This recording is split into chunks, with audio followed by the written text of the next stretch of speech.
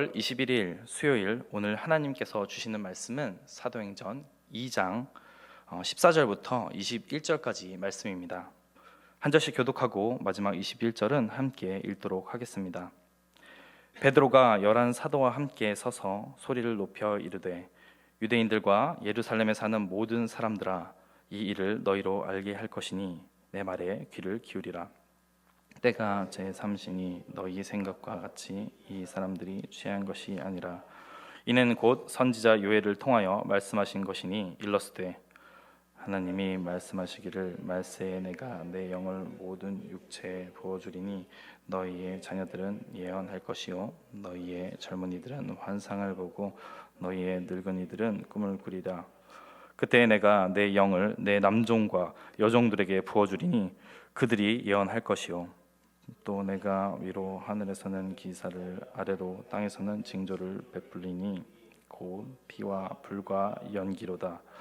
주의 크고 영화로운 날이 이르기 전에 내가 해가 변하여 어두워지고 달이 변하여 피가 되리라. 누구든지 주의 이름을 부르는 자는 구원을 받으리라 하였느니라. 아멘. 오늘은 성령이 임하시면이라는 설교 주제로 말씀을 나누도록 하겠습니다. 14절을 읽겠습니다. 베드로가 11 사도와 함께 서서 소리를 높여 이르되, 유대인들과 예루살렘에 사는 모든 사람들아, 이 일을 너희로 알게 할 것이니 내 말에 귀를 기울이라. 베드로는 어떤 사람이었습니까? 하나님을 사랑한다고 확신했던 사람이었습니다. 그러나 그렇게 확신을 했던 베드로는 예수님을 3번이나 부인했던 인물이기도 합니다. 심지어 예수님의 이름을 저주까지 했었던 자입니다. 그토록 사랑한다고 말했던 예수님을 3번이나 부인하고 저주까지 하면서 그는 매우 고통스러웠을 것입니다. 그리고 그는 좌절했을 것입니다. 그 과정에서 자신이 할 수 있는 것은 아무것도 없다는 것을 느꼈을 것입니다. 다른 사람 앞에 서서 확신 있는 말로 복음을 전하는 것은 꿈도 꾸지 못했을 것입니다. 우리 눈에도 비겁한 실패자 정도로 보여줄 수 있는 인물이 베드로입니다. 하지만 그런 베드로에게 성령이 임하시니 그는 오늘 본문 14절에서와 같이 유대인들과 예루살렘에 사는 모든 사람들 앞에서 담대하게 하나님의 역사하심을 선포하는 인물이 되었습니다. 그렇습니다.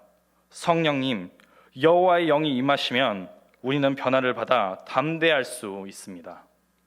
성령님을 선물로 받은 사람들이라면 담대하게 십자가 복음을 선포할 수 있게 된 것입니다. 전 세계에 복음을 전할 수 있는 인물이 된 것입니다. 하나님이 기뻐하시는 영원 구원에 쓰임받을 수 있는 능력을 받게 된 것입니다. 성령을 받은 우리 모두가 이 시간 이후부터 담대하게 세상 사람들에게 복음을 선포하며 죽어가는 영혼이 돌아오는 역사를 경험하시기를 예수 그리스도의 이름으로 축복합니다. 15절을 읽겠습니다.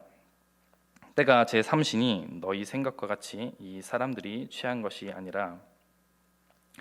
성령이 충만하여 방언으로 말하는 것을 보고 세술에 취했다고 말하는 이들에게 베드로는 담대하고 정확하게 설명하고 있습니다. 15절에서 나오는 제3시는 오전 9시를 의미합니다. 랍비 문헌에 의하면 안식일에 유대인들은 제4시인 오전 10시가 되어야 아침 식사를 했다고 합니다.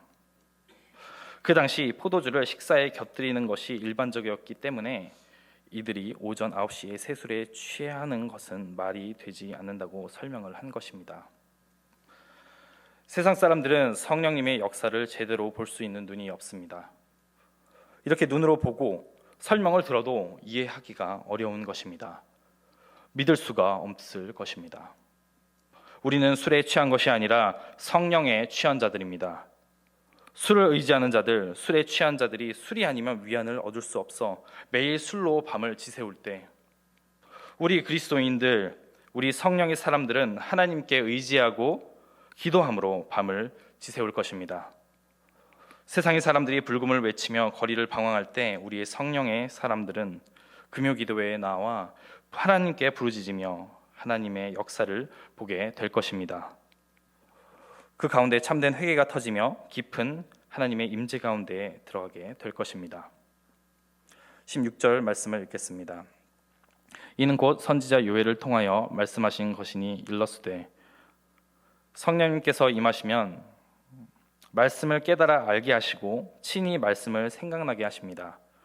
이전에는 이해되지 않던 말씀을 깨달아 알아지게 됩니다. 말씀을 읽을 때면 졸음만 왔던 사람이 말씀이 달게 느껴지고 말씀에 대한 사모함도 더해지게 됩니다. 우리의 힘으로 이해할 수 없었던 말씀이 깨달아지고 그냥 알고만 있었던 말씀이 경험으로 알아지게 됩니다. 그리고 성령님께서 친히 말씀을 생각나게 하셨기 때문에 이와 같이 베드로가 담대하게 말씀을 선포할 수 있었던 것입니다. 이렇게 생각나게 하신 말씀과 성령님과의 소통을 통해 이 말씀들을 살아내야 할 것입니다. 살아낸 말씀은 선포되었을 때 놀라운 힘이 있기 때문입니다.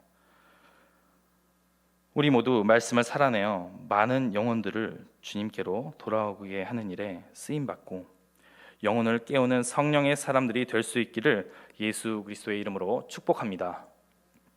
17절, 18절 말씀을 읽겠습니다. 하나님이 말씀하시기를 말세에 내가 내 영을 모든 육체에 부어주리니 너희의 자녀들은 예언할 것이요 너희의 젊은이들은 환상을 보고 너희의 늙은이들은 꿈을 꾸리라. 그때 내가 내 영을 내 남종과 여종들에게 부어주리니 그들이 예언할 것이요. 이제 더 이상 예언과 환상 그리고 꿈을 꾸는 것은 구약에서 잠시 성령이 임했던 선지자들의 전유물이 아닌 것입니다.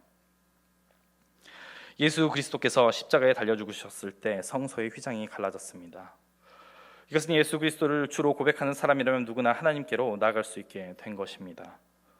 이처럼 신약 시대에서는 모든 사람이 성령의 은혜에 참여할 수 있게 되었기에 모든 육체, 즉 예수 그리스도의 구속의 은총을 사모하는 모든 자에게 성령님께서 임하실 것이며 온 땅이 하나님께서 주시는 은혜로 큰 기쁨을 얻게 된 것입니다. 해당 구절에는 자녀들, 젊은이들, 늙은이들, 남종, 여종이라고 표현되어 있지만 사실 이 말은 모든 육체를 지칭하기 위해 표현된 것입니다. 그렇기 때문에 늙은이만 꿈을 꾸거나 젊은이만 환상을 보아야만 하는 것은 아닌 것입니다. 누구나 다양한 방식으로 하나님의 신적 능력과 영광을 더 친밀하게 그리고 직접적으로 경험할 수 있는 것입니다. 그렇습니다. 예수 그리스도 안에 있는 자들은 성령의 역사로 인해 예언하고 환상을 보고 꿈을 꿀 수 있게 된 것입니다. 21절 읽겠습니다. 누구든지 주의 이름을 부르는 자는 구원을 받으리라 하였느니라. 주의 이름을 부르는 것은 오직 구원이 예수 그리스도 안에 있음을 알고 오직 그분만을 신뢰하는 것을 의미합니다. 이와 같이 구속의 은혜를 입고자 간절히 원하는 사람은 누구든지 하나님의 구원을 경험할 수 있는 것입니다. 왜냐하면 하나님은 간절하게 자신을 찾는 자들을 만나주시고 구원하시는 자비로운 분이시기 때문입니다. 여기서 나오는 부른다의 의미는 믿는다라고 해석하면 좀 더 매끄러운 해석이 됩니다. 성령님을 선물로 받은 자들은 누구입니까? 누구든지 예수 그리스도를 믿는 자들은 성령을 선물로 받고 구원을 받아 하나님의 자녀가 되는 것입니다. 이것이 바로 우리가 성령의 충만함을 받고 담대함을 받아 선포해야 하는 복음입니다. 유대인들은 자신들을 로마의 속박에서 해방시켜 모든 민족 위에 높여줄 통치자이신 그리스도를 기다리고 있었습니다. 21절 이후에 베드로는 그런 그들에게 예수님을 십자가에 못 박았던 그들에게 예수님은 주시며 그리스도시라는 것을 담대하게 선포하고 있습니다. 복음을 선포할 때 돌에 맞아 죽을 수도 있는 상황이었음에도 불구하고 주님의 뜻대로 행동하고 있습니다. 사람의 눈치를 보는 것이 아닌 하나님의 영에 충만하여 순종함으로 복음을 선포하고 있습니다. 이처럼 성령이 임하시면 하나님의 말씀에 순종하게 됩니다. 영혼 구원, 더 나아가 하나님 나라 확장을 위해 순종하게 됩니다. 성령께서는 하나님의 말씀에 순종하며 나아갈 수 있도록 인도하십니다. 성령님께서 내주하시는 사람들은 온전한 순종의 자리로 계속해서 나아가게 될 것입니다. 말씀을 정리하겠습니다. 성령님께서 임하시면 말씀을 깨달아 알게 하시고 친히 말씀을 생각나게 하십니다. 또한 성령이 임하시면 우리는 변화를 받아 담대하게 복음을 선포할 수 있습니다. 그리고 성령님께서는 우리를 순종의 길로 인도하십니다. 우리 그리스도인, 우리 성령의 사람들은 하나님께 의지하고 기도함으로 밤을 지새울 것입니다. 성령이 임하시면 성령 받기 전에는 알지 못했던 예언을 하고 환상을 보며 꿈을 꾸게 될 것입니다. 예수 그리스도 안에 있는 자들은 성령의 역사로 인해 이 모든 것이 가능하게 된 것입니다. 많은 사람들이 오해할 수 있는 것이 있습니다. 성령이 임하시면 꼭 신비한 현상이 나타나는 것으로 생각할 수 있습니다. 하지만 이런 현상들이 있어야만 성령 세례를 받은 것이다 라고 단정지어 말할 수는 없습니다. 내적으로 복음을 확신하고 예수 그리스도를 구주로 고백하며 담대하게 예수 그리스도를 전할 수 있다면 이미 성령님께서 임하신 것입니다. 이 같은 일은 성령님께서 내주하시지 않으신다면 우리의 힘으로는 불가능하기 때문입니다. 그리고 우리는 경계해야 할 것이 있습니다. 성령이 임하셔서 방언을 말하고 환상이 열리고 예언을 말하며 꿈을 꾸게 될 뿐만 아니라 그 외 다른 많은 은사들이 부어진다면 더욱 겸손을 위해 기도해야 할 것입니다. 은사들은 너무도 좋은 것들이지만 자칫 영적인 교만으로 이어질 수 있기 때문입니다. 만약 은사를 사용해서 영적 질서를 회방하고 있거나 다른 사람들을 자신보다 낮은 존재, 높은 존재가 아닌 낮은 존재로 인식하거나 누군가를 영적으로 판단하고 비판하고 있다거나 은사들을 사용하여 누군가를 조종하는 가스라이팅을 하고 있다면 영적 교만으로부터 돌이킬 수 있도록 주님 앞에 계속해서 엎드리는 주님의 사람이 되기를 축복합니다. 그리하여 하나님께 귀히 쓰임받는 모두가 되기를 다시 한 번 더 축복합니다. 기도하겠습니다.